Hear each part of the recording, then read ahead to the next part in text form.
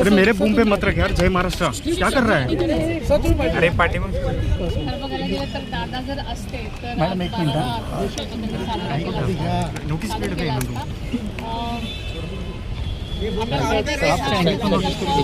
सर्व घटकांवरती प्रकाश टाकलेला आणि महाराष्ट्राच्या विकासासाठी सर्वसमावेशक असा आहे।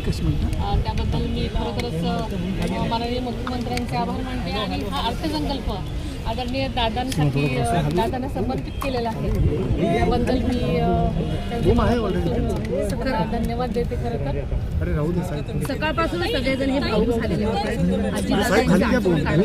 आजचा दिवस खरं तर अजितदादांसाठी सगळ्या पक्षासाठी सुद्धा खूप महत्त्वाचा होता। राष्ट्रीय अध्यक्ष म्हणून तुम्ही शेतकऱ्यांचा मुद्दा प्रामुख्याने मांडला होता। आज त्या शेतकऱ्यांना आणि आज खरोखरच कर्जमाफी मिळाल्यामुळे खरोखरच त्याला न्याय मिळाले असं मला वाटतं।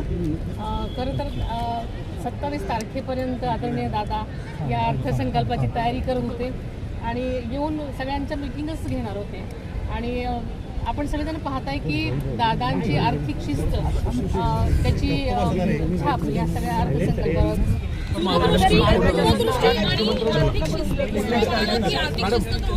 दूरदृष्टी या एकूणच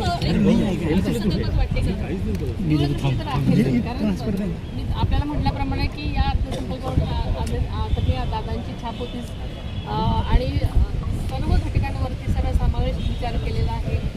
लाडक्या बहिणी असतील, विकास कामं केलेली असतील, सगळ्यांमध्ये खूप योग्य ती तरतूद केलेली आहे।